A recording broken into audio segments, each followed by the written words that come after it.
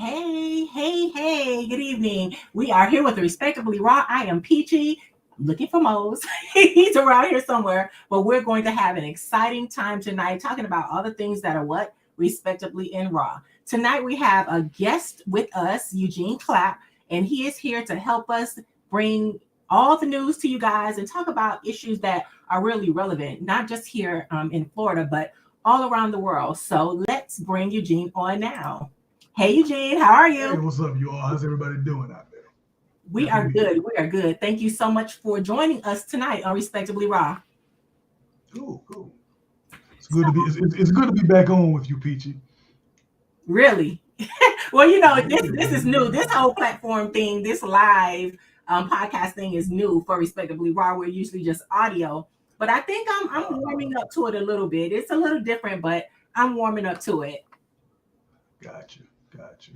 So let's just jump right in. So I wanted to talk tonight about something that is so concerning. All these companies are laying off people. I mean, major companies. The latest is Walmart just announced that they're laying off 2,000 of their warehouse workers in 4 states.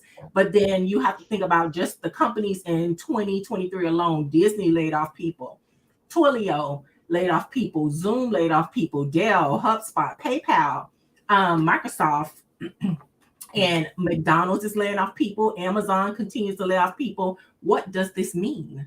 I mean, let's think about it. We're all going through these financial times, these crazy times, but they're doing major layoffs. What exactly does this mean? Well, I'm going to give you an example of something that I've seen ever since COVID has started, and we've seen a lot more automation, a lot more AI.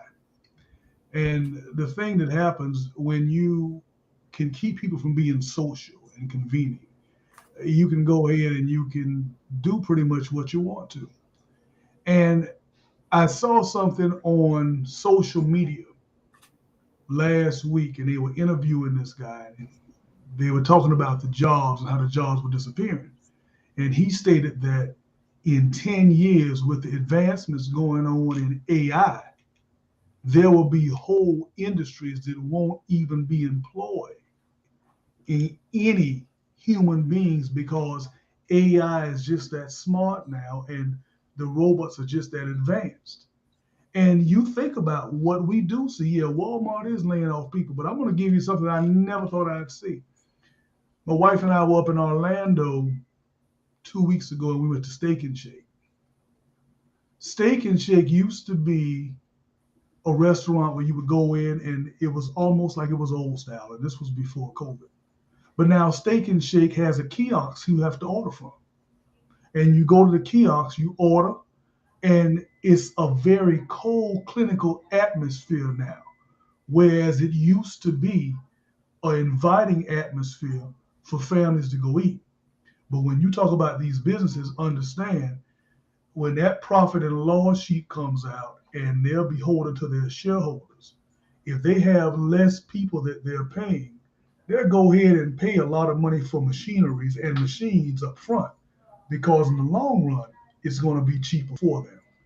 And when you look at society, not only the United States, but you look worldwide, it's fast becoming the have and the have nots a lot faster than people thought.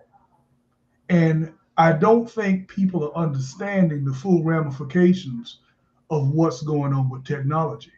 We love the convenience we have with phones. We love the convenience we have with what we're doing here. But we're becoming a society that does not have to interact socially.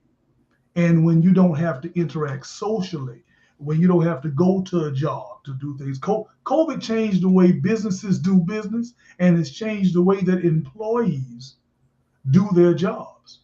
And when you take away the social aspect, the physical aspect, me actually being belly button to belly button with you as my coworker, me actually being belly button to belly button with you as my customer, when you take that away, it becomes a very clinical society. And you have people who are at the top who make the decisions, and they don't have to answer to anybody because it's machines doing the work, and the machines do the work more accurate. The machines do the work 3 times as fast. So Well, it's all about profits. okay, so I understand what you're saying, but I mean, I think about this now. Okay, you talked about AI. So let's get into AI and the Internet of Things.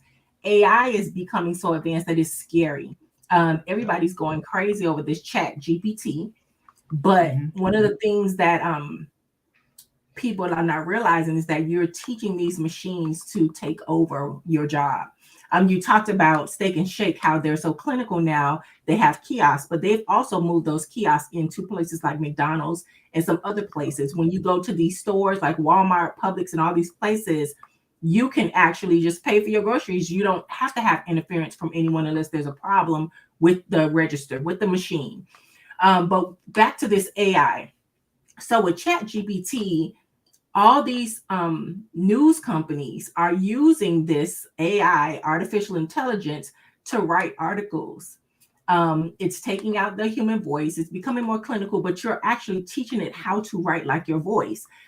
This chat GPT has written like recipes, it's written books, Hmm. assignments. So, it's going to kind of change the way people communicate. Cell phones, how technical these cell phones are now, it has also hindered communication because at one point people just communicated with text, and then you have a lot of people who are uncomfortable with speaking now, speaking on the phone, and they want to have the text conversations all the time and sending emojis all the time instead of having real conversation. But when you get into this artificial intelligence, it takes it up a notch. It takes things up a notch because of the fact that it can now understand what you are trying to say, or it's thinking for you, or it's kind of driving your thoughts. People are using it to write resumes, people are using it to do a variety of things. But my concern with it is, like you said,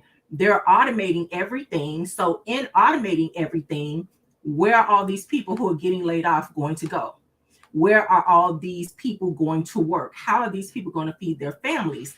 That's very concerning.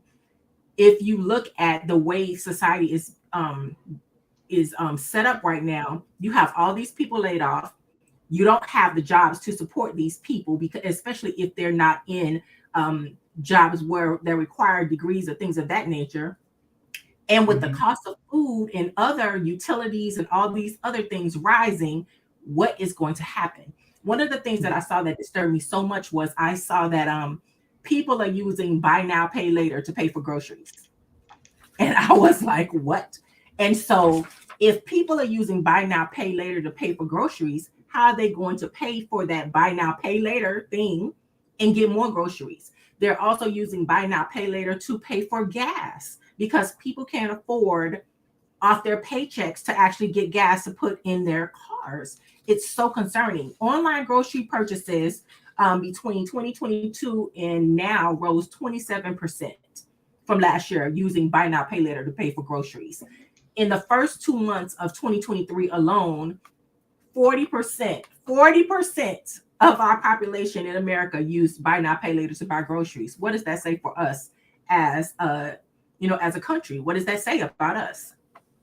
Well, you know, it's not set up for the pawns to win. It's What's not a set pawn? up for What's a us. pawn? What's a Well, pawn? when I say we're pawns, and I've made this statement to people before, as it pertains to social economic status, as it pertains to importance. So many times people think when they're making a little bit of money that they're important. And I tell them, I say, listen, you don't have enough B's in your bank account to even matter. They say, what are you talking about? You don't have enough billions in your bank account to even matter. Now, you and I had discussed something earlier today, as a matter of fact, we were talking on the phone, and we were talking about the ultra rich people, people like a Bill Gates, people like a Warren Buffett. That's And the I next show. bought up. That's next show. That's next year. Okay, That's okay, next show. okay. I'll go ahead. I'll go ahead and keep it there. But basically, in a nutshell, you have people who are there and they're benefiting from all this AI. They're benefiting from buy here, pay here. When I went to what was that? I went Orlando still had a Sears open, and I was shocked. I was like, wow, Florida Mall still has their Sears open. And Marcy and I went in there, and we were inquiring about how many Sears stores in Florida were open, and it was only the Orlando store and the two that we have there. Well, the one we have down here in Miami and Coral Gables, and then one in West Palm Beach. But we saw a sign that said layaway, and we were like, "Oh man, layaway is back!" And you know, when we grew up, that was the deal. I mean, you wanted something, and Mama went down there and put it on layaway, paid on time. By Christmas time, you had what you needed, but they paid on time. But never have we heard about layaway or buy here, pay here for groceries. When you start getting to that point, and when people who need the government's help start getting their food stamps slashed and their SNAP benefits slashed, where they can't hardly get anything, you set up a society that is inevitably going to fall into a state of chaos. And you're Yes. going to have more things happening. Right. On that note, we have Mose with us. Hey, Mose. Hey, Hey, Mose, how you doing, man? How are you? what's going on, fam? What's Well, happening? we're What's talking happening? about buy now, pay later. People are using to pay groceries, and Eugene was talking about how all the benefits, SNAP benefits, and all these things are being changed. All the laws are being changed to I was affect people. trying. I was chimed in. I was chimed in. Y'all can continue. I definitely. How you doing, Eugene? First of all, how you I'm doing, doing my all right. brother? What's up, man? What's going on with All you, bro? right. Salute to you, my brother. Nice to see you again. Hear from you again. Good to see you again too, man. And I was telling Peachy we got to link you up with Big Nick. Big Nick, South Florida Accountability. We got to hook you guys up together. I think you guys can do some great work in the community to you know what I mean. I think you guys you brothers can bring a lot to the table. I'll definitely forward you his number after. Okay, Okay. good. I'll be looking forward to that.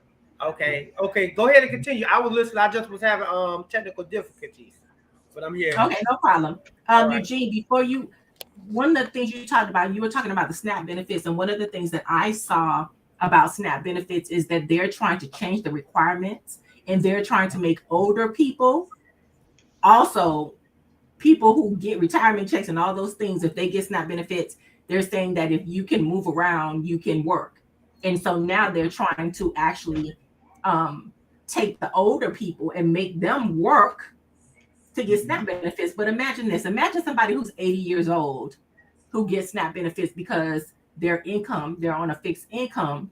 Why would you make them go to somebody's job? Why would you make them even try and get a part-time job? That makes absolutely no sense whatsoever. So these lawmakers are just like trying to change these requirements.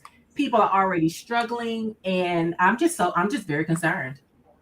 Well, and it is concerning, but it goes back to the robber barons that we have in today's society are not the robber barons that they had at the turn of the 20th century, which was industry.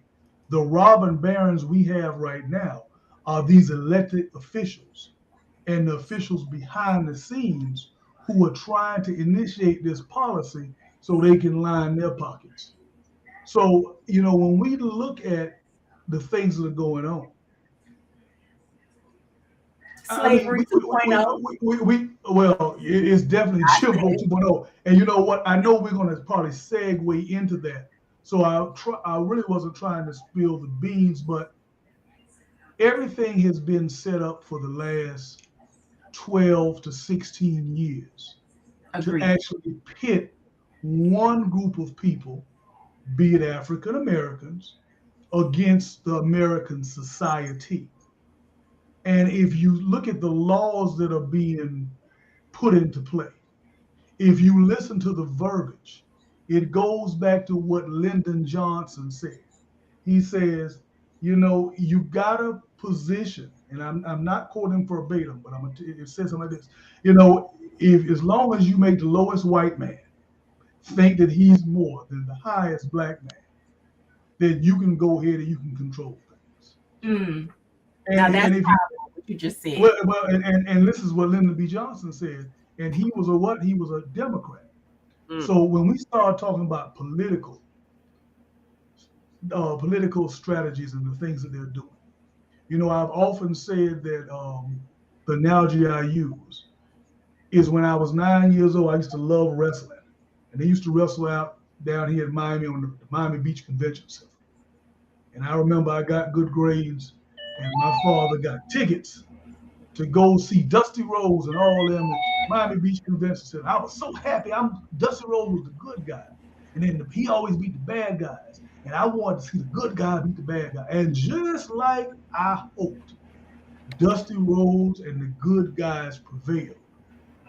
But when I went behind the curtain, my little 9-year-old world was shattered because I saw Dusty Rhodes and the good guys drinking beer with the bad guys they had just whipped. And they were laughing. And I said, you know what? I said, this whole thing is a charade. A So I charade. use that analogy to say this, that when we pull the curtain back, it does not matter what political party we think has our back. In the end, none of them have our back. All of them get up there, if they're not already rich, they leave office wealthy. But the American citizens suffer. And this is why I always tell people, when they can pit you one against the other, we don't have enough B's in our bank account to matter. That's billions. We don't have enough billions in our bank account. And Peachy, you and I have talked about it before. When we looked at the difference in billionaires, and we talked about the richest African American billionaire in the world that they have listed, as opposed to the richest billionaires from other ethnicities. And we saw that it was a great disparity in that, even at the billionaires table. You know, you got hundreds of billions, you sit at this end of the table. You got a few billion, you at this end Right. of the table. And you know, you don't make the decisions. It's the billionaires that make the decision. It's the companies like Blackstone, which is the largest asset management based company in the world, that owns a percentage of almost every other company out there that's a major company. That's who makes the decision. Where do they come from? How do they get there? But see, people don't think about this. We think about the instant gratification. We think about feeling good. And when I say we, I mean mostly all of us. So when you think about that, or when they put some outlandish character in front of you, let's say like the last president that we had, who was an outlandish character. Everybody was so focused on what he was doing behind the scenes. They're cutting deals, they passing laws, they striking down border protections. And before you know it, it's checkmate for the American people, be it black, be it white, be it Spanish, be it a green space monkey. It's checkmate for us. Well, I agree, but when we're talking about these companies with these layoffs, I mean, they had mass layoffs in 2022. Now we're in 2023, and more companies are laying people off. Um, it has to mean something. There's always something going on behind the scenes. And I know people tell me, you read everything, but that's how you keep up with what's going on. It has to mean something. Just like all these people are getting these bunkers and setting up shop in these bunkers and outfitting them with all the supplies and all these things, it has to mean something. And so it makes me wonder, like, what do they know that we don't know? Well, You you think know, about it too. You think about the past 2 or 3 years, maybe even longer than that. You have top CEOs and top founders of companies who have been leaving stepping a down. mass exodus, right? David, I mean, it has been on a grand scale, and people are so caught up into survival until a lot of times they miss that because number one, it's not controversial enough to most people. It's not sexy, and it's not a feel good story, or it's not frivolous, so people don't pay attention to it. People don't pay attention to why all of a sudden private private entities are trying to fly into space. Correct. What's going on? When you see that going on, it's probably someplace already colonized. And they're probably trying to get to it. But the American people and the world may not know, the general population, but you have certain powers that be, certain people who have a lot of B's in their bank account, certain people who help make decisions worldwide, they know. And they understand the assignment and understand what's going on. Whenever you have a lot of mass layoffs and your P&L comes out, your shareholders see profits. And for decades, major companies have been making themselves profitable by slashing their workforce. Correct. So it's all about profits too. Okay, hey, we're showing we made this much, yeah. But on the flip side, you're not talking about the 5,000, 10,000, 20,000 people you let go. But where are these You people see going to what I'm go? What's saying? your take on that, Mose? What's your take on that? I'm having a lag. You hear me? Yeah, we Yeah, hear we you. hear you. Okay, okay. Because I was just texting you all, telling you I was having a little lag on my end. I hear parts of the conversation, and then I'm tuned in on Facebook as well with the thing in my ear, so it's a lag on my computer, but and then I hear it on a. So I'm trying to piece it together. So excuse me, bear with me because I was having a little technical issue, Gotcha. difficulties. But Gotcha. yeah, I just think we just I echo the same sentiments what Eugene said. Basically, we basically pawns in this game. You know what I mean? A lot of us, and if you're not paying attention, and if you're not prepping yourself as best as you can, you will be left so far behind because it's gonna come out of it's gonna just be like overnight when it happens. You know what I mean? So you have to be prepared. Preparation is everything. You know what I mean? If you're not prepared for it, it's gonna hit you like you're gonna be like, dang, I heard it was coming, or maybe I even seen it was coming, but I just ain't applied myself or prepped myself in a better position. I wish I woulda, I shoulda, or I coulda. You know what I mean? Then so preparation is everything. You know what I mean? If you stay ready, you ain't got to get ready. And that's just the bottom line. And even with the guy that did um what is it PayPal? Did you guys hear about that incident? Yeah, yeah, yeah. Cash Well, App, Cash you App. know what? Yeah, we heard about that. They found that he was stabbed to death in Yes. San Francisco. How And ironic. yeah, well, it's ironic too. But then again, if he's in San Francisco and he's out on the streets at 2 something in the morning, Exactly. he wasn't out there just walking, taking a walk in the park. So Exactly. he may have been doing some, and it may be related to business, or it may be related to something else, or it may be misconstrued or made to look like that. But you can't discount anything because paradigms are shifting, They and are. nobody has any loyalty to anybody. And when it comes to money, and when it comes to playing in the big boy leagues, you can never tell why they want to silence somebody. You can never tell who wants to take over something because it is a dirty game that they play. Yeah. And the baby billionaires think they know the game, but it's a whole nother level Oh yeah. that they don't know. And when it comes to us in general society, our parents taught us, hey, you go to school, you get an education, you come out, you get a good what? You get a good job, you stay loyal to that job, you work on that job for 30 years, and at the end of 30 years, you get a retirement and a gold watch and probably all kind of health problems, but at least you worked for 30 years. Tied And to the company, master. companies used to take care of their employees, but you got to understand what's going on. People are living longer. And with people living longer, that's more pensions that have to be paid. That's why Social Security is stretched to the hip. Medicare is stretched to the hip. So these companies say, wait a minute, we can't be loyal anymore. We want your loyalty and we want you to have all these credentials, but we're not loyal to you. And at any moment's notice, we can let you go. And Yeah. what usually happens, Peachy, to answer your question, when the people are let go, nobody else wants to hire them because they look at the qualifications and they're like, oh, you're overqualified. Overqualified. What exactly is I, over I, freaking qualified? I've never understood it. And then you have some to say to you, well, you're overqualified and we're concerned about, high turnover and you staying. Where if you're concerned about it, that means that you ain't paying the salary that you know you should pay. But most of the people who they say are overqualified or they're concerned about them leaving, they ain't got no place else to go. And that's why they've interviewed with your company.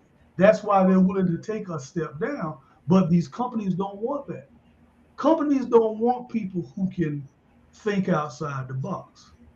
Companies want people who will just take the marching orders and do what they say do. And Right. once they're finished with them, they throw them away. Look at these department stores. Look at these calls and look at these other. They know all too well we're going to get the people in here and we're going to fire them before they're there a year. So that way we ain't got to pay no benefits. So they Yep. hand the benefits in front of them like a dangling carrot. And they say, okay, you do this, you're getting close to your benefits, you're getting close to your benefits, you're getting close to your benefits. And then right before they're supposed to get the benefits, some problems come up. Mo, it's like we used to do as men when we had girlfriends. Right before Valentine's Day or Christmas, I ain't got no money to buy a gift. So what I gotta do? I gotta go ahead and cause some chaos. I Ooh, gotta that's cause some trifling. chaos. Ooh, that's trifling. That's like the income tax. Get a Yeah, girlfriend. I gotta cause some Income chaos. tax So time of year. Come maybe we can break up, and then after the holidays, maybe and then I'll say I'm together. sorry we get back together. We ain't gotta buy no gift. You're wrong. You're just But, wrong. but, but that's what the companies are doing too. That's how they break up with the employees. They find something they're not doing, or they're saying something they're not doing. And it used to just be the private companies. Now it's going over to governmental jobs. Well, I want to welcome everybody who's watching us tonight. Thank you for watching Respectably Raw with Peachy and Mose, and we have Eugene as our guest, our special guest tonight. And right now, we're talking about the financial impact that all these layoffs are having on everyone. Even though you have people retiring, you have those same people. I see people who are retired, they are going to get part-time jobs, or they're actually going back to work because they realize that they're going to be tapped out sooner rather than later. The retirement age is getting smaller and smaller and smaller. People are retiring younger than what they used to. And so, even though they may have felt that they had a nest egg that was going to take them through, they're finding that because of inflation and all these additional bills and things that we have, and the price of food and all these things, that money's not going to last. That money is going to dwindle if they have not planned effectively. That's right. Yeah, That's right. it's just sad. We just stay in sad times. There's no, like Eugene was saying earlier. Basically, there's no loyalty to the employee. It's about capital gain, the company gain, what we can do. Like you said, they're gonna use you until bring you out and then just leave you out to dry and you figure it out. So it's best, like I said earlier, it's best to have that backup plan or something in place to where whether if you got to go back to family and families got to come together to like we used to do back in the early in the 70s and 80s.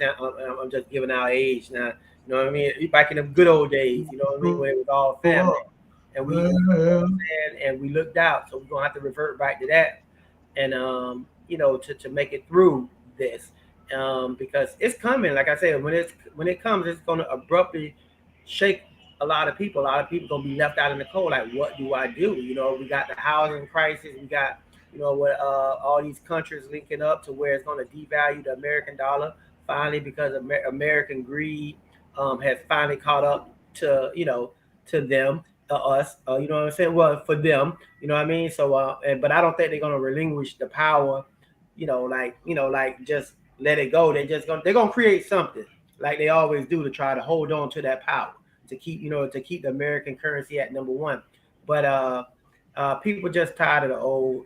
It's basically I'm gonna distract you over here with the Donald Trump situation and and y'all governor, and then and then we're gonna make moves over here to do So it's basically you just have to pay attention and you have to chime in. And you have to read between the lines and preparations. Like I said, you just have to be prepared because something's coming, and when it comes, it's gonna catch a lot of people off guard. So like I always live by the motto: when you stay ready, you never got to get ready. Well, And you know what? we have a question from one of our viewers saying, "Can someone tell me about the bank? What's going on with the banks? I haven't had a chance to research things." Okay, now when we talk about what's going on with the banks, it's a lot that's going on. They mean as far as the banks not having money and committing fraud against people and still getting. I mean, they got to be a little bit more specific about what they mean what's going on with Yeah. banks because there's a whole hell of a lot of things Yes. going on with the banks.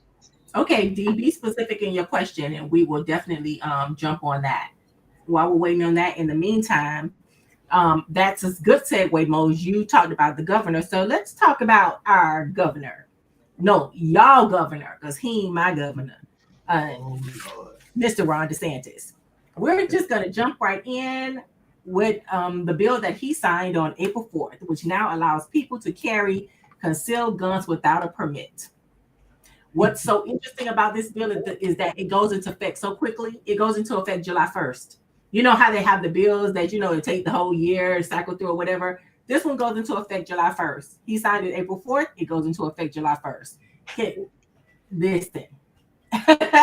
Go ahead, Mose. Let's get into y'all governor. Oh, as a oh, I'm sorry, hold on, sorry about that, bro. I'm in the middle of a podcast. Tune in live on Facebook. I'll call you right back, brother. Love you. All right. Okay, sorry about that, bro. Call me. What I was saying with the gun thing, I grew up around guns. Back in my days, like I said, in the 70s, 80s, I'm from South Carolina, brought here since, birth or whatever. But anyway, when I was up in South Carolina at the age of 9, I had my first gun. It was different then. We stayed in different times, and I learned how to shoot a gun. The sheriff would roll up on me. It was a lot different. Like I said, he wouldn't shoot me. He would pull me to the side and say, "No, no, son, let me show you how to shoot this gun." You know what I mean? So, my dad's an avid gun collector, my grandmother, my great grandma, and so forth. So anyway, I always felt some type of way when I turned 21 to start, with my little stash or whatever. But um, I always was against the concealed weapon permit because it infringes on the Second Amendment. When you know what that's for, it's, what I'm saying, the Second Amendment was put in place for a tyrant government. You know what I mean? So we really never was supposed to go to concealed weapons permit route per se. But you know what I'm saying? It should have been optional to take safety gun classes. And I do advise people to take those classes to understand your firearm before you put your gun in your pants and shoot your balls off or whatever. But it's gonna be we shifting. The world is shifting, and you have to shift with it, or you're gonna get left behind. That's just the bottom line. And the government was getting a cut that it was never supposed to be getting anyway. But I advise people to do take some type of gun safety course. Jesus, I'm sorry, and and It's called understand your weapon. silent. It's called silent. Put your Oh phone yes, on yes, silent. yes. Sorry, yeah, that's a great idea. You know what? That is a great idea, Peachy. Thank you. That's why I'm so intelligent. My Thank degree work. Thank you. I was thinking it, but I was like, you know what? I'm on a roll right now, and I'm live, and my brain on the work. Like when it going one way, it just stay that way, but it kind of lingers over. But anyway, I'm for guns. Citizens having guns to protect their homes. I'm for the government not telling the people what type of gun, calling a gun an assault rifle to try to, persuade people to, to go a route, because the same guns that they're trying to ban, such as the AR-15 and so forth, um, from the average gun owner, and they have they're protected by those same weaponry. So you know what I'm saying. So you telling me I'm not able to obtain those weapons to protect me and my family, but you and your family is protected by those same weapons that you're trying to ban. So you know what I'm saying. So it's kind of like it don't make sense. So I'm on the fence about it. Like I said, I advise people to get the gun courses so they can understand how to properly handle their weapon, understand the gun laws. So you know what I'm saying, because it varies from state to state, so that you don't get caught up, because they looking to get us folks caught up in in those situations. So that's my stance on it. I'll let Eugene chime in and go from there. Peachy, I want you to repeat again to the people what bill was just signed before I chime in. The concealed carry law bill that was signed on April 4th by Mhm. that governor of Florida, and it allows people to carry concealed guns without a permit. And what's Okay. interesting to me is that it goes into effect so quickly. It goes into effect July 1st. So you have what, 3 months? and then you are able to do this. I mean, there are some things in the background. People were talking about, oh well, will they still be able to? Do you still have to fill out the paperwork and all that stuff when you're buying a gun or whatever? So, from my understanding, all that stays, but you can have a concealed gun without a permit. There are pros and So, cons to that. no, I just want you to repeat it before I go into this. So now in the state of Florida, which how many years ago was it? One, was it two? Decide to stand your ground law. Listen, listen. Okay, this is what I'm going to. And Mose, you said you pointed our skin color. Let's just go ahead and put it out there what it is. We're in Florida, and when people think Florida, they think sunshine. Most people think Miami when they think Florida, Orlando. I Listen, tell that people is all the not Florida. time, there's Miami, and then there's Florida, Florida, and then right, there's Florida. Okay, right. Then Florida it's starts. Florida. Florida. It's Miami, Good old boy Florida, Florida and starts Florida. after you get out of Palm Beach County, because you have some little places and little pockets in Florida Pahokee, that are not very friendly to people of color, be it black, be it Spanish, Sandra Bland, or somebody. anything like that. So when we start thinking about you combine Hi, Elaine. concealed carry with the stand your ground law, that means that if me as a big 300-pound burly black man crinkle my face up the wrong way and somebody feels threatened, they can pull that concealed weapon out and shoot me and say they were standing their ground and they feared for their life. Now, when you ask why this law is going into effect so fast, it's going into effect so fast because in the background, and hopefully I'm wrong because it's just my opinion, and you know what they say, opinions are like assholes, everybody got one. Hmm. But knowing what I know from seeing what has happened in the past with the way this trends, black people and people of color are going to be disproportionately killed, maimed because of this law in Florida. Now, You know when what? you think about Before you even when, go on, though, think about this. This is, I think, this is the 26th state that has this law. Um, you know, so there are other states that have this law, but what people don't understand, because I know where you're going. So, what people don't understand is there are ramifications to having this law. So if you're in another state and you're listening, welcome, but this can have ramifications for you as well. But it's especially important for Florida and Floridians because of the impact and how people of not I'm not going to even say people of color, how black folks treated here. and you know what, Peachy, it's funny you said that because I was on the golf course today, and I ended up playing golf with a husband and wife from Indianapolis, and he was a retired police officer, and she was a retired PE teacher. Because I taught physical education. We started talking and everything, and we talked about the gun law. He said, "Well, in Indiana, we've had open carry for decades."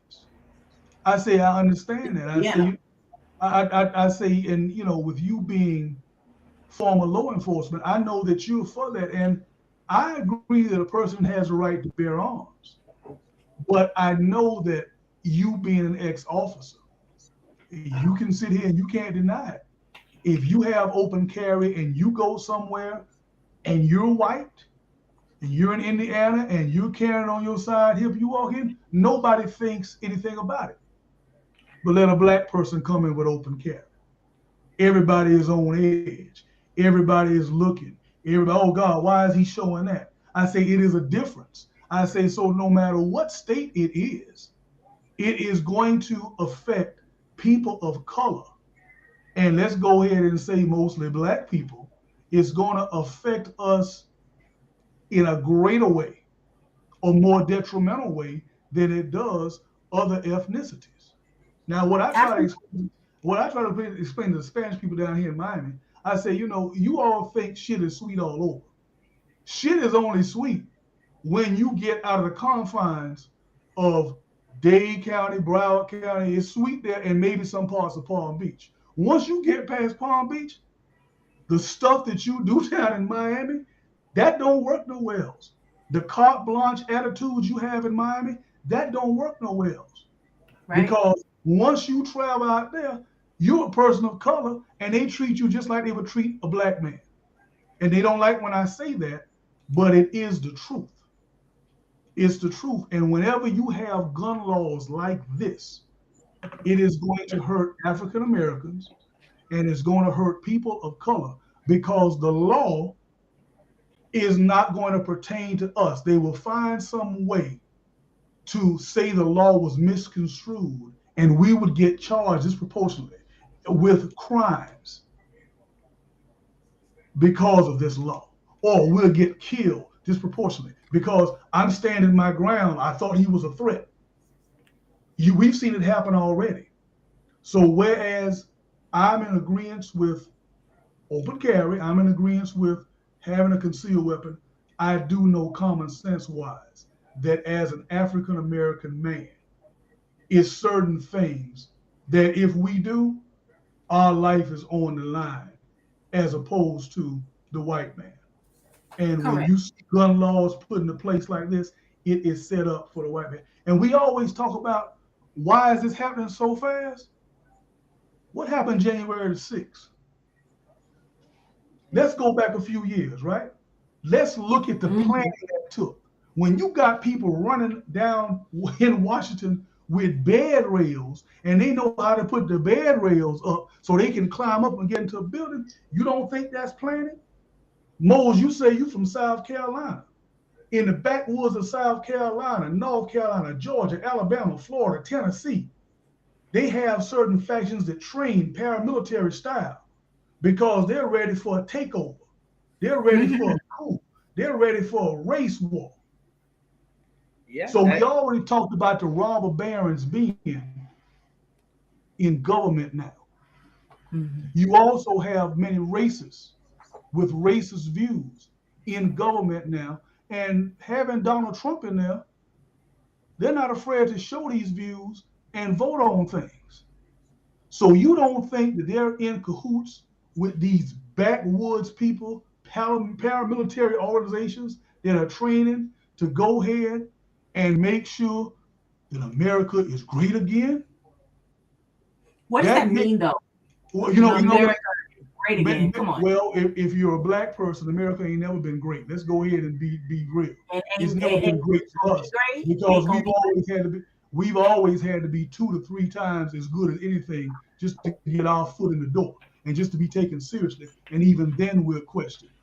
What it means is we want to revert it back to the way it used to be. We're talking about Florida, but let's think about what just happened in Mississippi. Mississippi just passed a law where they have 2 separate court systems. Oh yeah. You understand what I'm saying? So if Yeah. Mississippi did it, you don't think the other southern states are going to try to do that have Republican governors, that have a Republican House, a Republican Senate? You don't think that's going to happen? People forget that besides Mississippi, the other state that was the worst during the Jim Crow days was Florida, but nobody wants to talk about that.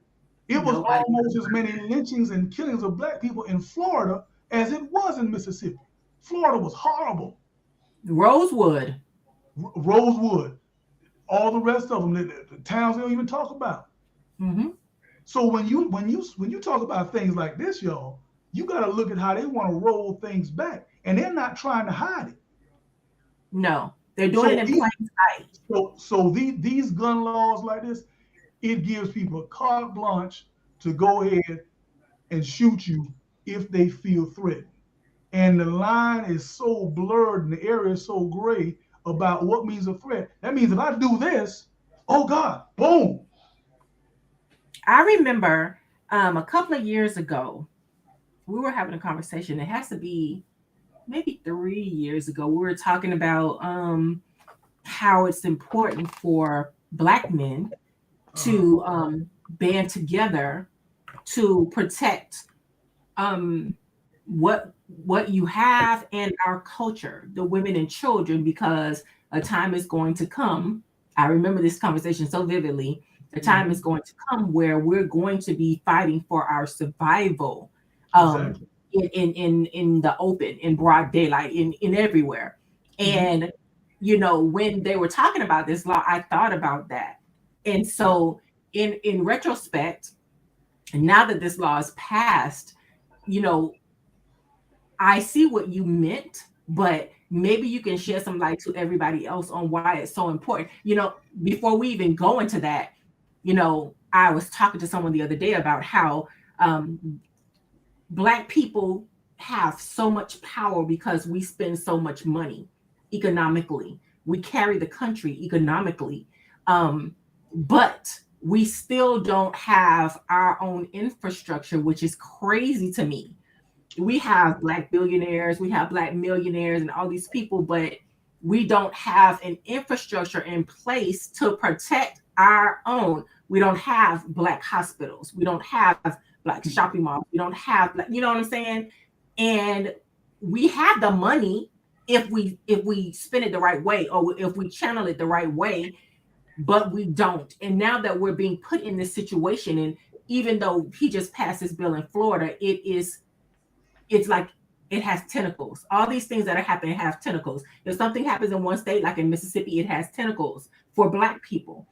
And I don't think people are paying attention to what's happening like right in front of our eyes. So this bill in particular, especially in Florida, carries another weight. And it goes back to what you were talking about like 3 years ago. Okay, well, now let me go ahead, and I got to talk about something before I circle back to that. And let's talk about the disenfranchisement of our diaspora and how that has shaped the way we think. You know, it's so many things that we were not privy to. And you have white America that has had over a 400-year head start. And when you deny people privileges of certain things, when they're able to attain certain things, they don't care about anything else. Now, you talked about our communities and not having an infrastructure in our communities. But let's think about what's important to us. And when I say us, I'm speaking generally. I'm not speaking for everyone, but I'm speaking to what the stereotypical views see to be. And I'm on Facebook a lot because I'm promoting my business. And I see certain things that we do that perpetuates foolishness all the time. And the reason we do it is because we've been disenfranchised. You said something earlier today, and I'm going to repeat it. Wealth whispers. Yes, that's the next show. Tune in 2 weeks from Okay. today. Okay. Whispers. Wealth whispers. However, we ain't wealthy and we show it. And we You ain't understand rich what I'm saying?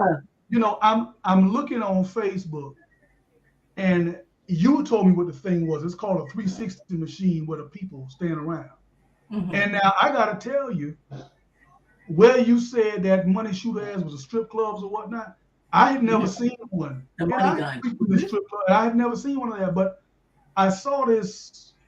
He had to be about 15 years old. It was his birthday party, and he's on one of these 360 things, and he got this money shooting gun, and it's just money coming out, and everybody cheering and everything. Okay, I saw that.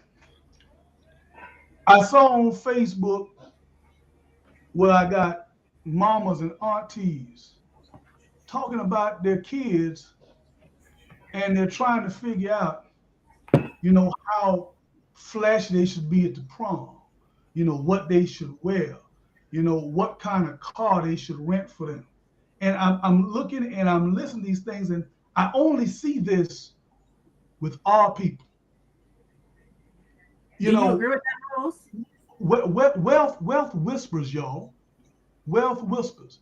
And we want to have the appearance of being wealthy. We want people to know that we're traveling to Dubai. We want people to know that we just bought a Range Rover. We even got people who are doing credit repair, but they're flashing, this is what I got. And what they got to realize is when you buy something on credit, it ain't yours. You're still making a payment on it. So here it is, you repaired your credit, but you standing in front of a Mercedes Benz, you standing in front of a Range Rover, and you flossing, but it ain't yours yet.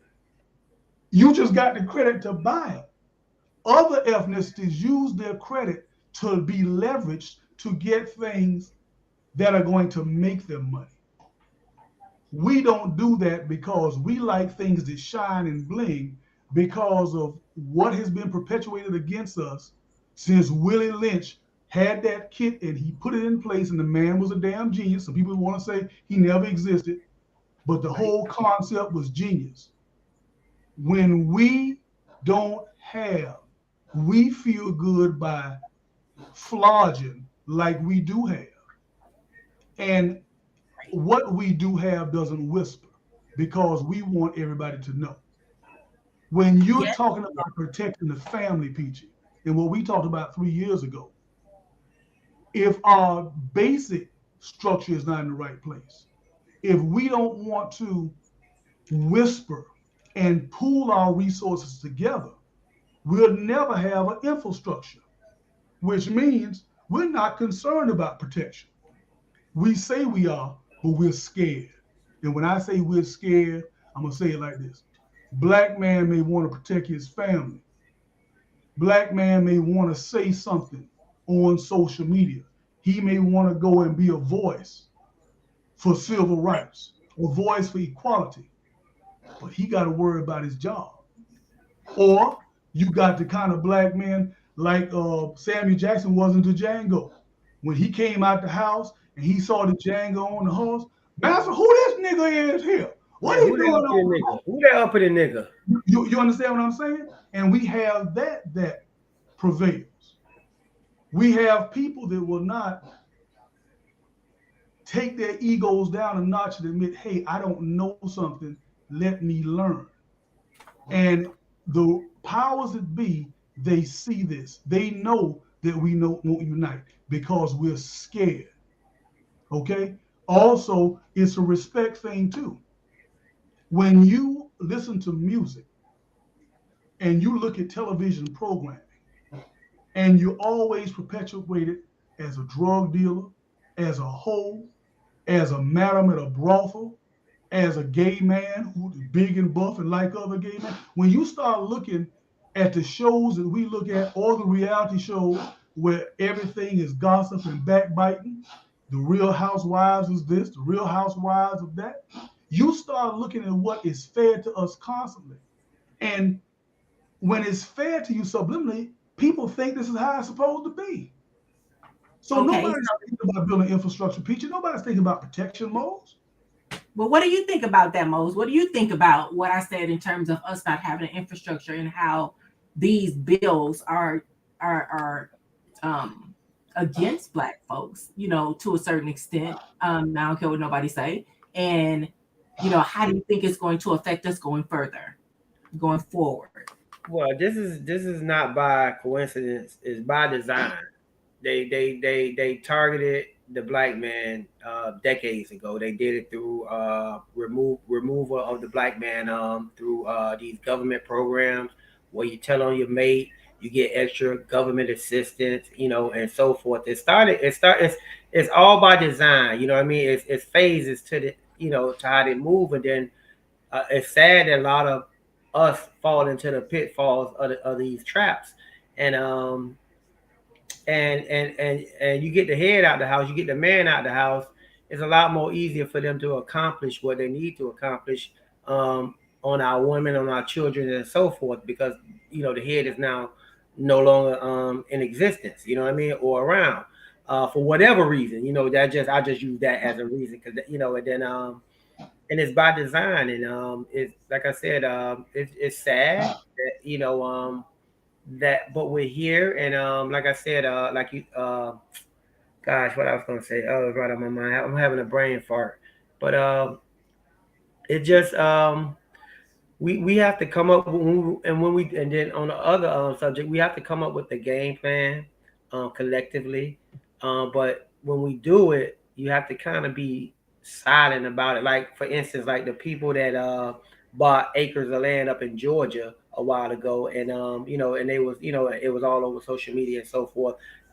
Notice you haven't heard anything else about it Nothing. because Nothing.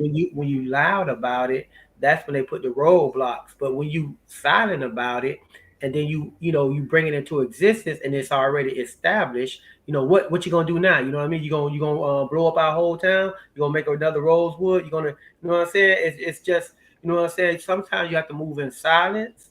You know what I mean? And then once it's accomplished, then it's like, oh, we here. You know what I mean? Because they're gonna put pitfalls and the trap. It's just you have to somehow some way we have to have some type of unity, like genuine unity amongst us, and a voice, and then not just one voice where you know what I'm saying, because you know what I'm saying.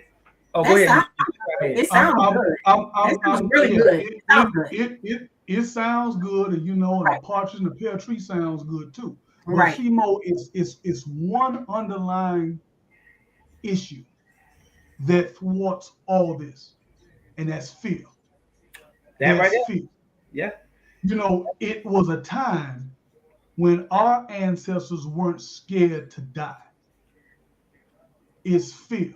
Now we want to feel good. We don't want to experience any uncomfortable situations because we've had some trappings of what we think is the good life.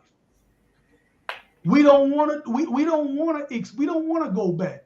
We don't want to even think about having to stick together and people banning against us and putting us out of jobs. But see, what we're not realizing that is fast coming back to that, because Peachy, like you said, all these laws that they have on the books, 99% of the time are going to affect our diaspora more detrimentally than it does the other diaspora.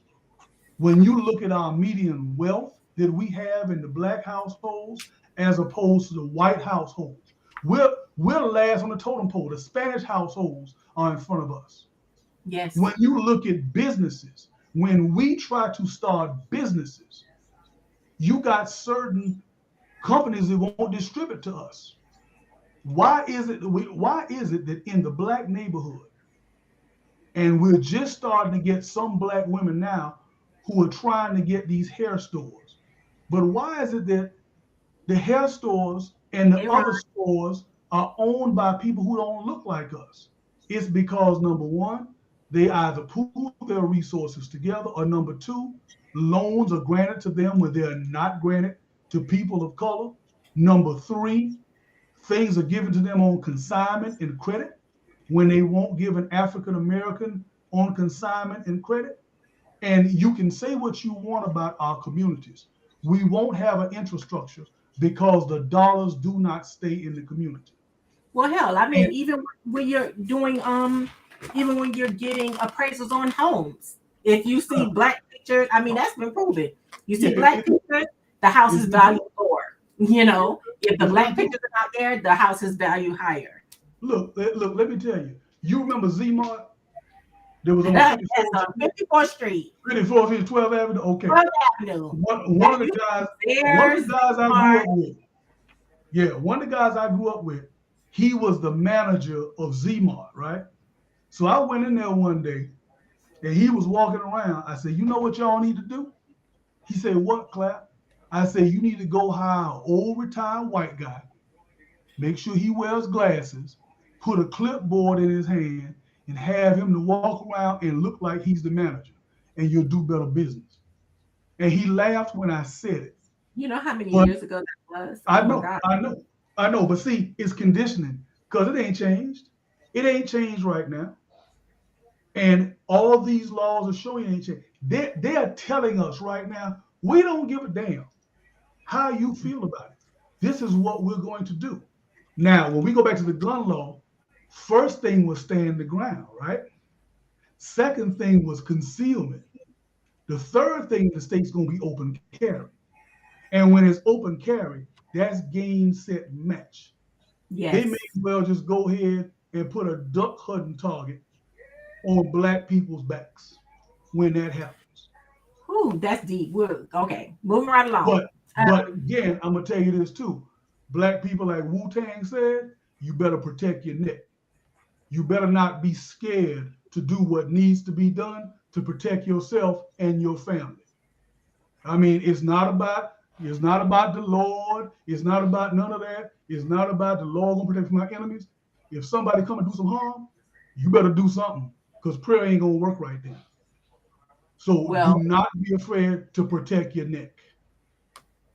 okay, so Elaine says, I know the speak for this time is to constantly talk about what we're lacking, but how about we do something different and talk solutions?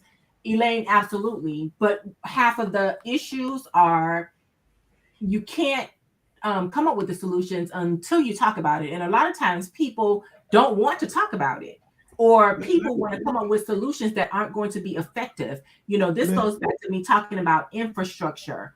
Um, until we have a strong infrastructure in place and more people are committed to keeping that infrastructure in place, it's going to be a merry-go-round, a circus like this. And so this particular law we're talking about is in Florida, but of course it affects everywhere else. So the next law I want to talk about that was recently signed was the Live Local Act, which again, this affects us disproportionately because it's going to allow developers to build housing on commercially zoned lots if they have some affordable units. So we all know that rents are rising, properties are being oversold all over. But in Florida, it is horrible. In Florida, remember, there's Miami, there's Florida, and then there's Florida. So I'll say in all of it, the whole everything, rents are so high. People are having to live in their cars. People are having to get roommates. All these things. The salaries are not matching. The people going up, and so you have these landlords who are charging all this money for boxes. A one-bedroom box, and they're wanting to charge you $2,100, which is crazy. Teachers. I was on a forum and teachers were talking about how they are getting RVs because they cannot afford where they live anymore in Florida. That's crazy to me. And so instead of having some kind of rent control, y'all governor decided to do the opposite. And so he put in place this Live Local Act, which it is signed. And this law for these developers. But again, I won't say developers, I'll say cronies who are in their pockets. So the gist of this law, it bans local governments from adopting rent control and cracks down on their ability to shoot down housing projects with affordable units. While that sounds good, take a listen. This relief is for projects that have 40%. So then you have a whole nother 60%. But projects that have 40% of the units offered at below market rates to people making 120% of the area median income. That's crazy. 120% of the area median income. Now, people may say, well, what's wrong with that? But typically, these affordable housing units are at 80% of the area median income, not 120%. So do you see where the disproportionate thing comes in right now? Yes. Then after 30 years, those same units can be offered at market rates. Now, here's the kicker. Local governments have to approve multifamily developments on commercial and mixed-use zone properties without forcing builders to go through discretionary rezoning amendments, which is going to expedite approvals. Can somebody say FIU? The bridge at FIU that fell, the bridge that killed all those people. So now this law is protecting these people. They don't have to go through all the channels that they had to go through. The approvals are going to be expedited. And then the projects are going to get relief from local height and density restrictions. These properties can be 3 stories high or as tall as the tallest allowable commercial or residential development within 1 mile of the project site. So basically what you're saying is They can have all these high rises like they have all along Biscayne Boulevard. They can be as high as the highest one, and only 40% of those units have to be affordable. But what is affordable about 120% of the area median rate if they're downtown in that area? 120%, you that's like 3 grand. Come on, people.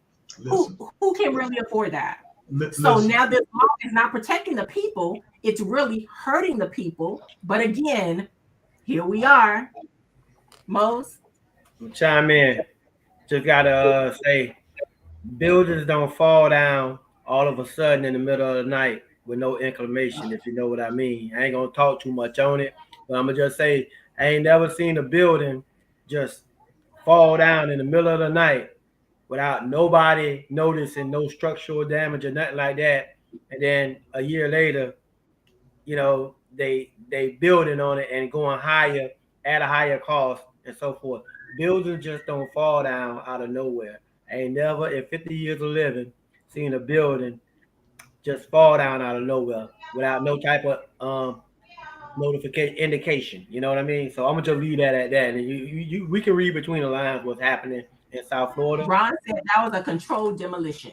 That was a controlled demolition. Well, yeah, and I agree because you can look at the way buildings fall. You can tell when it's controlled. But when you start talking about what's going on in Florida, Florida is paradise, ladies and gentlemen. It's always have Is it though? been Is it though? well, weather-wise, it's paradise. And for those who have money, it's paradise because it's one of 2 states that doesn't have any state income tax, with Texas being up. Now in Florida, granted, we have hurricanes, but I want you to think about this. We don't have the real bad F5 tornadoes that come across Texas and the other plain states. We don't have that. So we have a season down here where we have to watch out for one weather phenomenon which may not hit, and all the rest of the time it's pretty much gravy. The weather doesn't get real cold. If it gets into the 30s, that's cold. So this is Shangri-La because we're getting tornadoes now. We're getting tornadoes. But not devastating tornadoes. Not devastating tornadoes. Not yet. Not yet. But when you talk about Florida, all those things are very attractive. Plus, there are so many tax benefits down here too. Now, I talked about it before. The robber barons. When lobbyists are paid to go up there and they're lobbying for things, somebody's getting rich. We saw this handwriting on the wall in Miami a long time ago. What we have to realize in our communities, our Black communities, when we see projects and everything that money was allocated for 75 years from the government, and that's in every city in the United States. Yep. Those housing projects you see, that money is allocated for 75 years. Now you think about how many generations stay in there for 75 years. You think about Overtown, how they decimated Overtown. Overtown was a thriving community until they built I-95 through there. But then intentionally, it still has some pockets that were trying to thrive. But guess what? When the older people passed away, who really cared, their children didn't pay the property taxes. So when you don't pay the property taxes, you had individuals who would come in there and buy the tax certificates. But now you got corporations that come and buy it in bulk. And I know down here in South Florida, every place that is an African-American stronghold, Overtown is being gentrified. Yes. They call part of it Wynwood. The ones of us who grew up down here, remember when Wynwood was Overtown. But guess what? I don't blame them because it's sat derelict for years. So if somebody comes in there and wants to do something, they want to use a computer, a CDC to go ahead and get funds and build it up, I can't blame them. The only thing I'm sad about is that maybe we didn't do it, but a lot of times we're not privy to that information. And yeah, but even if we are privy to that information, because I know there were, some of the information was out there, but then you have to think about the people in power, and I use air quotes when I say that, on these boards, these commissions and things of that nature, they're too busy patting their own pockets and stuff as opposed to doing something for the people. Robber barons. And we didn't take a lesson from East Lake in Atlanta. East Lake now where the golf course is and its exclusive area, that was the projects. And Sure with was. East Lake, they went in there and they got to the community leaders who were black and they told them, hey, we're going to do this, we're going to make the community better, and we're going to give you first dibs. But what they didn't tell them is if you got somebody in your house who has a criminal record, you automatically disqualified. Right. You got to Now, go. we have the same thing that went on in Liberty Square over by Northwestern with the Poke and Bean projects. They torn almost all those down and they built these nice apartments. But I can guarantee you that the residents that were there are not in those apartments. It may be some, but it's not a lot. Liberty City doesn't even look like Liberty City. Opalaka, they're buying up those projects and tracts of land because they want to annex Opalaka to become a part of Hialeah. And they're going to get it too. They're going Well, to keep it. They've been fighting for that for years, though. For years. So, when you talk about gentrification, you talk about Florida, you talk about rent control. Once again, Peachy, to allude to what you were talking about, all these things are designed to keep us out or to kick us out. When you talk about 120% and 80% of what's going on income-wise, we can't afford that. How many people can afford $3,000 a month for a one-bedroom apartment? How you gonna live? You can't buy food. You can't do it. Only certain individuals can do that. What were you saying, Mose? This is to answer the question. Now going through the list, the solution part. Where one of the viewers asked about a solution. Yes. The solution would be when you inherit your grandparents' house, do not sell. Pay the property taxes. Live as a family, live as a unit. You create your own. You know what I mean? You create your own within your family and so forth. Do not sell. Whatever you do not sell. Hold on to your property. Property has value, as a lot of people seeing now. And even and us as black folks, I have 3 sons. 28, 25, 23. They can stay with me forever. You know what I mean? Especially now. You know what I mean? As long as they're doing right. That's the key thing.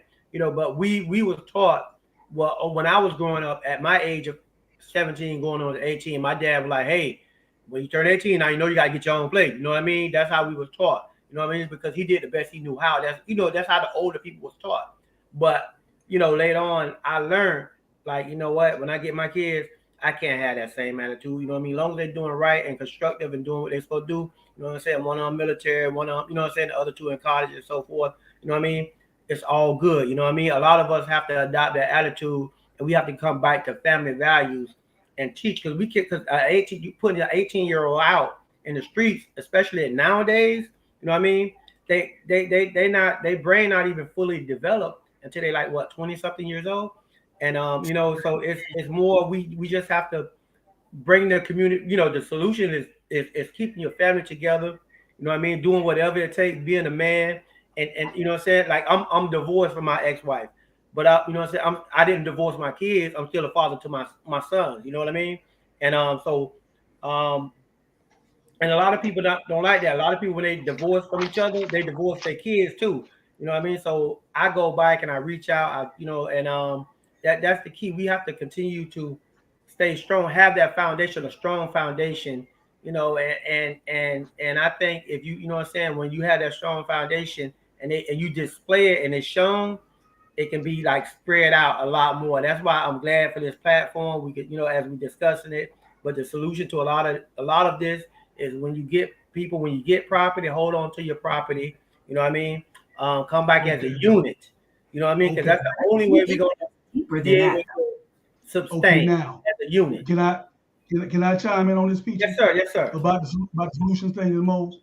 Now, viewers, I want to tell you what my background is and what I do, and this is why you kind we of. don't want to know. We don't want to know. We don't care. We don't care.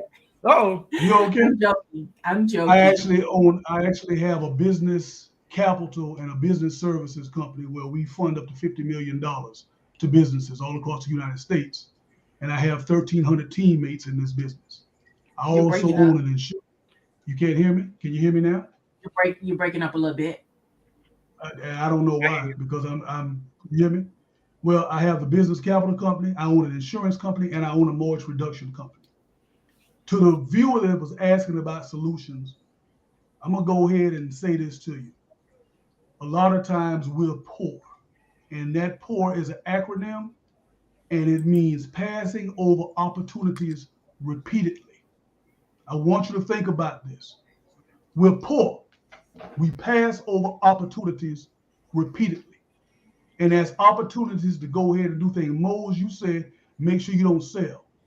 The other part of that is if you have parents or grandparents, you make sure they put the assets in a trust. You want those assets to be passed down in a trust. I agree. Because that keeps a lot of the taxes off. Rich people pass things down in a trust. They don't just bequeath it through a will. That's TV shit. That don't happen in real life. The wealthy pass it down in a trust. Also, you got to figure out how to get out of debt faster so you can start to build wealth. When you talk about solutions, the number one solution is financial. Because when your individual financial house is in order, when your business finances are in order, then you're taken seriously. The thing is now, like Peachy said, we're consumers. We have power with the dollar, but we don't circulate. I had a Jewish man to tell me, one of my constituents, because most of the business I do are not done with African Americans, because most African Americans don't want to hear what I have to say to them. They don't want to hear the truth. Maybe because you're 300 plus pounds, Eugene. Maybe because you're 300 plus pounds. You probably had a look on your face. No, it's not that. It's not that, because even though I hold the same certifications, the same licenses, the white man's ice is always perceived to be colder. And you can tell people something, or they'll call you up to get the information, and then they'll go do business with somebody else who don't look like you. But they've called you up to do the information. And this is why I don't give free information now. This is why when they call me, I charge, because it's happened to me so many times in the past. But we repeatedly miss opportunities. We listen to the wrong things, and we think we know.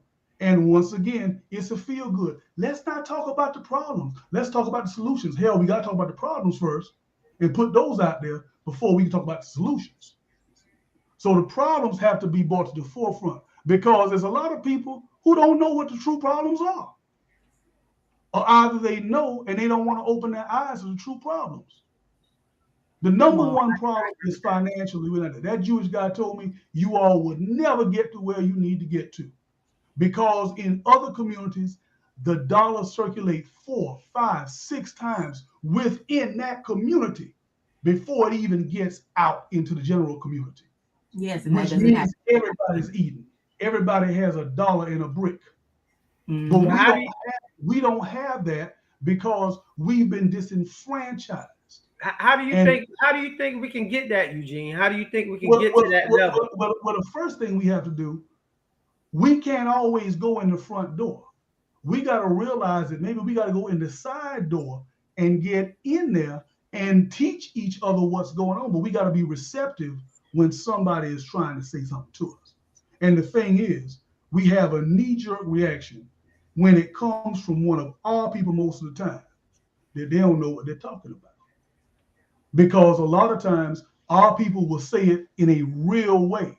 It won't be warm and fuzzy. It won't be sunshine and happiness. You understand what I'm saying? It won't be like that. So as far as solutions is concerned, as a people, we got to stop being poor. We got to stop passing over opportunities repeatedly, because we're poor right now. I agree. So, wow, that was deep. We're going to have to get back into that, because especially when you're talking about estate planning, but that's a part of our next show, Wealth Whispers. But okay, so to wrap up, of course, we have to wrap up talking about y'all governor with Disney World and all this stuff that's going on with Disney. Listen. Disney 100, Governor 0. In case you guys didn't know, but it's hilarious when you think about it. But in case you in our audience didn't know, so the governor of Florida got mad at Disney, the people in Disney, because they would not support a bill that he had that has since been expanded. That's another bill, guys. Now it's expanded to 8th grade, I believe, so instead of just in elementary school. But in terms of speaking about genders and all those other things. So because they didn't support him, he went on a personal vendetta, a charge to vilify them and stand up for the people of Florida, And so as a result, he had the Senate and the House vote to strip Disney of their powers. Disney, the day before they went in to vote, Disney's exit board, the Reedy Creek board, they signed new powers to Disney, essentially making Disney their own government. So Ron DeSantis hired 5 people to go over this new board. I don't even remember the name of it, the Central Florida Tourist Board or whatever. Mm-hmm. And it wasn't until they went to their second meeting that they realized that this new contract had been signed, stripping them basically of all their powers except for maintaining the roads.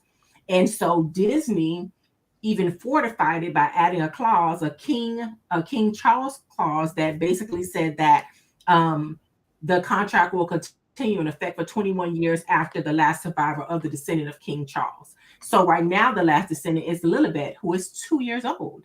So Disney, DeSantis and his people got mad. They said that it was against the law.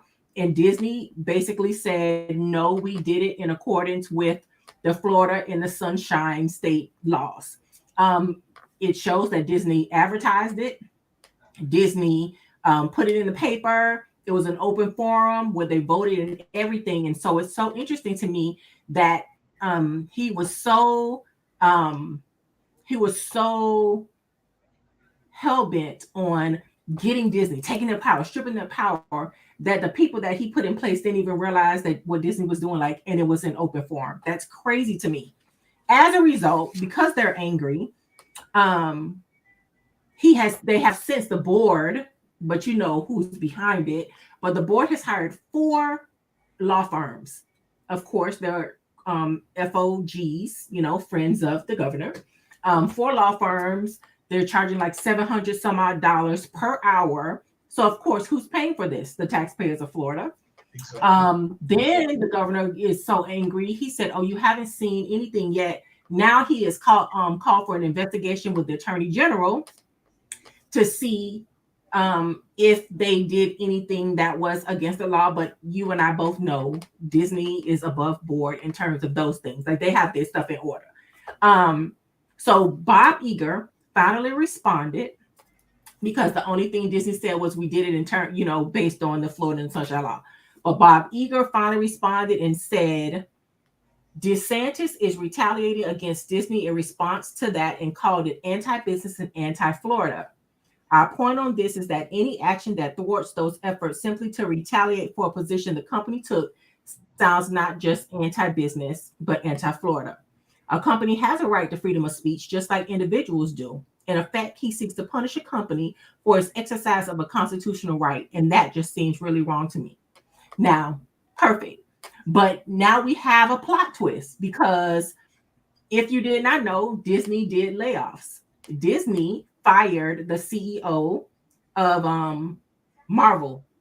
They fired the CEO of Marvel, who is Ike Perlmutter.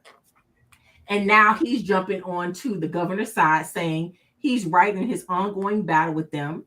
He told the Wall Street Journal, you're right. Disney doesn't have the right to get involved with politics. And I'm the largest individual shareholder.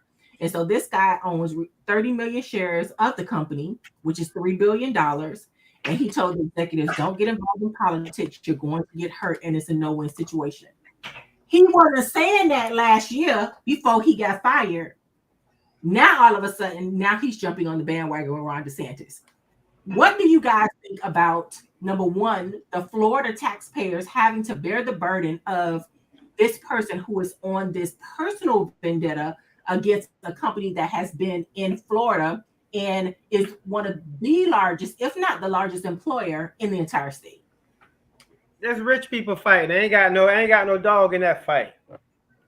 Well, actually, To a actually, degree, because we do pay taxes. So, like you said, we do. This has been getting over a long time. So I'm kind of on DeSantis side with this. I'm And not. then hold on, and then you got you got things that's adult appropriate. That's not child appropriate. That's being promoted to the children. So you have to look at it. You know what I mean? You have to kind of like, I'm kind of, you know what I mean? I This don't have nothing to do with that though. But if they had sided with him, no. If they had sided with him from the very beginning, we wouldn't even be having this conversation. You can't be halfway in and halfway out. He's mad at them, and he's doing this because they did not side with him. Strictly personal. Listen, Mose. Yes. You're talking about Go ahead. You're talking about programming, okay? I want you to think of the business of Disney. Business is a worldwide conglomerate. This is not just Disney is worldwide. Yes. Now you're talking about programming. You're talking about adult programming. I'm looking at it from a business perspective. I want you to think about the finances of Florida. And whenever anything is like this or whatnot, you always follow the money. Yeah, DeSantis is pissed off. Yeah, they want that tax. They don't want Reedy Creek to have the power that they have. But see, the first thing in a dictatorship, you do certain things. You go ahead and you ban books. You shatter corporations. Okay, you put in laws that will pretty much keep you there. If he runs for president and don't win, he wants to pass a law. He can come back and be the governor. Right now, once you run, you National Guard just for Florida, a special force. Yeah. So these are dictatorship things, and he figured that he could go after Disney. Now, when you talk about the economics of the state of Florida, and you look at the I-4 corridor from Daytona Beach to Tampa, that whole corridor, all of Central Florida, going up into North Florida and coming down almost into South Florida, Disney is the straw that stirs the drink. 22,000 acres, if I'm not Disney mistaken. is the straw that stirs the drink economically. And Texas, if they leave, Texas has been saying, come on, Disney, we'll give you every concession you want. Plus, we don't have a state tax either. And you're not going to have those problems here. But why would Disney leave Florida when they pretty much have built Central Florida? See, what you have here is a guy who got his panties in the bunch, meaning DeSantis. He's pouting like a little spoiled child. I agree. Wait. He's pointing like a little spoiled child, pouting. Ooh, they hurt my feelings. They don't want to jump on the Don't Say Gay bill. They hurt my feelings. So I'm going to get them back. I'm going to go ahead. I'm going to retaliate. But see, what he didn't think about, he may be smart and he may have smart people around him. But Disney has people globally who know the law globally, who say, you know what? DeSantis is nothing but a blip on the screen to us. We know how to structure things where they can't touch it. And you better believe he can hire any law firm he wants to. They can pay $10,000 an hour. Disney ain't made no mistake. They dotted all their I's and crossed their T's. But had DeSantis been able to do what he wanted to do then, he is showing, well, I'm powerful. I just took down the most powerful corporation in Florida. They're bending to my whim. Now everybody else is going to jump on board with what I got to do. He got egg on his face, and his advisors got egg on their face because this happened in plain sight, and they didn't see it coming. And now they're trying to go ahead and bristle up, but they can't even do it. And Mose, I understand what you're talking about, the programming, Programming. but I don't look at programming. I look at the dollars and the cents in the business. You let Disney fall under DeSantis' nose control, or you let Disney leave the state of Florida falls. The entire state. The whole I-4 corridor falls. Universal Studios can't sustain it. The Holy Land can't sustain it. Busch Gardens can't sustain it. Daytona can't sustain it. The city of Orlando is built on what? Tourism. You ain't got no tourists coming there. Those jobs gone too. And that tourism actually drives the entire state. It drives the entire state. So if Disney leaves, if Disney would have said, you know what, we out of here, we'd have been in trouble in the state of Florida. And you'd have had more jobs being lost. You'd have had more homes going into foreclosure. You'd have had a whole corridor die. It'd have looked like Detroit or Baltimore or something like that. I'm telling you. You just educated me. Excuse me. You just educated me. You enlightened me from a different side. I get it. And I appreciate it, but you gotta still protect the kids. Man, let me tell you something. These kids done see more and know more than you and I know. That probably you true. understand. You understand what I'm saying? And you talking about Disney is much bigger than the wonderful world of Disney we used to watch on Sunday nights growing up. Yeah, his fight is not. He masks his fight to be about the kids, but it's not about the kids. It's not about the kids. It's about the money. It's about the power. It's about the robber barons. The programming, because he wrote an entire chapter in his book, his new book, about how he took down Disney. What's the name of his book? To speak. Excuse me? What? He got a book out? Yeah, he has a new book out. Everywhere he has gone to speak, because he's doing a shadow presidential run. You know that means he's operating quietly without saying I'm running for president. But everywhere he has gone before all these things happened with Disney, before his faux pas, he basically talked about how he took down Disney. Yeah. He was talking about how he took down Disney and didn't even know Disney got that thing on lock. So anybody who uses that as their platform, he had a temper tantrum. Mm-hmm. He's having another temper tantrum, and the taxpayers of Florida are suffering from it, because while we got to pay for four different law firms to go over these things and to fight Disney, and all of them are affiliated with him, so FOGs, why? Well, you know what I mean, when you start talking about democracy, I tell people all the time, we're not really a democracy, we're a republic. You understand? And people, they lose sight of that because democracy sounds better, and they understand it. They don't understand what the hell a republic is. But we're trending more now, not just in Florida, but all over the United States. We're trending more in a fascist sort of way. And people get real offensive and real guarded when they hear that word fascist. But what you're seeing now are the same things that Germany saw before Hitler rose to power. The same control, the same things that your books, your shattering of corporations, your taxes, you're changing laws to benefit some. And he's trying to also do that to colleges here in Florida and tell them what they can and cannot teach. That's crazy, because those kids are adults. Those kids are adults. And a college is a liberal place of learning. And people are starting to not come to Florida for travel, to visit or whatever, or when parents are starting to have their children look at other universities, not the Florida ones, because of all of these things that are going on with the governor. That's a problem. Look, anytime you have the Sunshine State and everything going on with rent, everything going on with the cost of homes, everything going on with books, everything going on with Disney, Florida is being set up, even with the schools, the schools, the charter schools now, getting more money. It's killing public education. Everything is being set up for the wealthy. It's being set up for the wealthy. It's being whitewashed.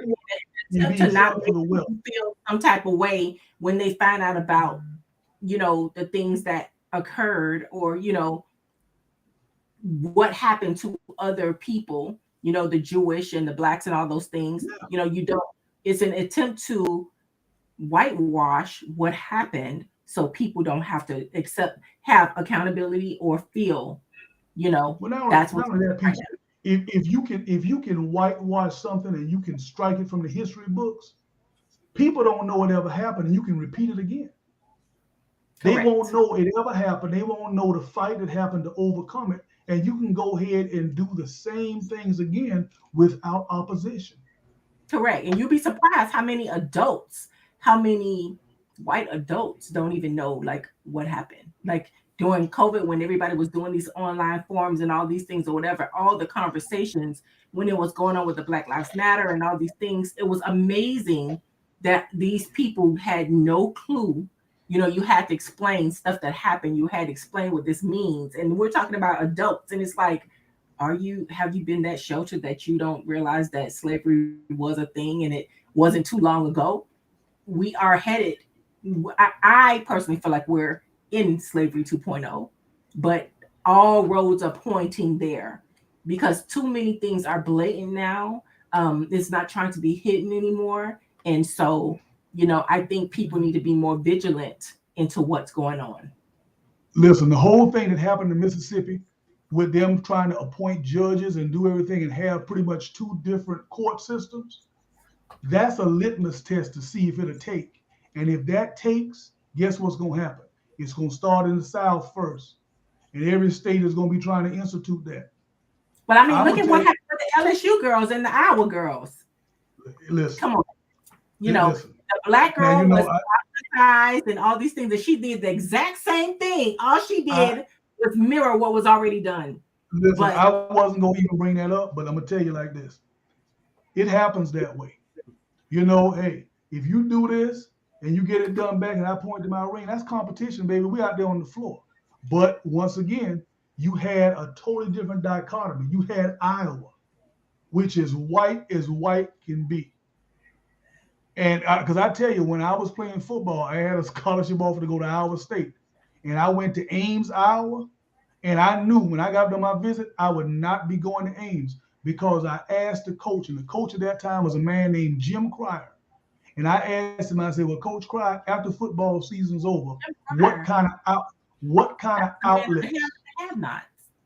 Huh? Wait a That minute. was What kind of outlets? What kind of social outlets do you have up here for African American student athletes? He looked at me with his head cocked to the side, like a dog does when he hears something he don't understand. He said, "What do you mean?" I said, "You know what? You've already answered my question. Thank you for the visit. I would not be coming." Mm-hmm. So, Mm-hmm. nobody really cares about our feelings but us. So when you have grown adult people who don't understand, I can dig it because it doesn't affect them. Their people ain't gonna teach them about it.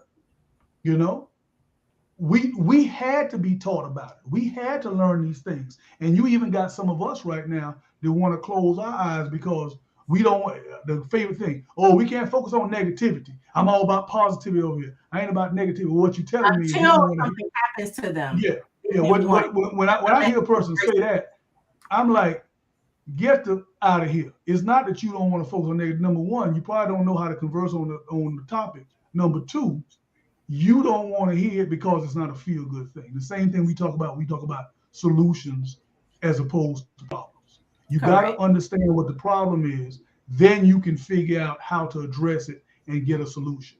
And that's across the board. Yeah. But Florida is a snapshot of what's to come in the United States. And what we're seeing right here, what we've seen the last 16 years federally and nationally with government, is a paradigm shift to a fascist society. So Mm. all of you all who think it's a democracy or whatnot, remember it's a republic. It ain't never been really a democracy. All of you who think that these layoffs and everything will pass, remember they're talking about trying to chip us, which means cash is going to be a black market thing. So you better accumulate as much as you can now, because once they chip you, then you got to be scanned everywhere you go. And if you don't have that chip, guess what? It's going to be certain things you can't do. I know you think I'm far-fetched when I say that, but it's on the horizon. It's already been talked about. When you sit in these insurance seminars, when you sit in these financial seminars, and you look around, and it ain't even a handful of people who look like you, and you're hearing what is being talked about, and you bring it back and you try to discuss it with your people, and they like, oh, no negativity, all positivity over here. And they don't want to hear it. People, we got to wake up. It's a totally different world. All these things that we're talking about, they all tie in together. They may sound different, but it's going to affect each and every person, not only in this country, but in the world eventually.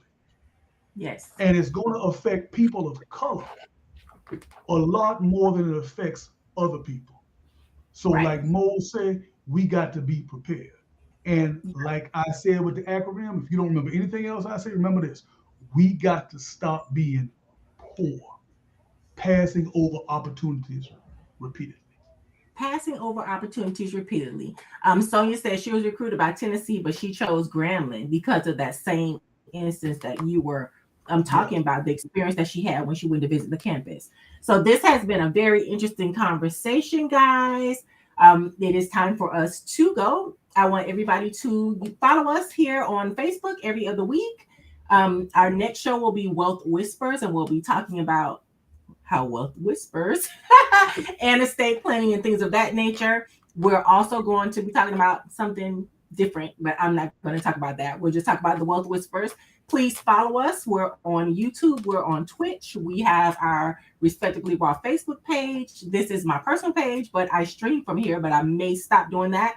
And you can also listen to us on audio, because this will be transcribed to audio on all platforms, Spotify, iTunes, you name it, we will be there. So once again, I am Peachy Williams. Thank you so much, Eugene, for coming to our show tonight. Thank you Mo, for having me. I do appreciate it. My sister Peachy, thank you. Thank you. Always a pleasure. all right, Thank you. guys. Good night. Good night. All right, people.